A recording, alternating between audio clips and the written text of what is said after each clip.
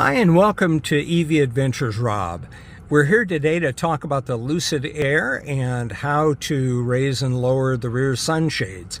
As you can see, there's a sunshade on each rear side door and a sunshade on the rear window.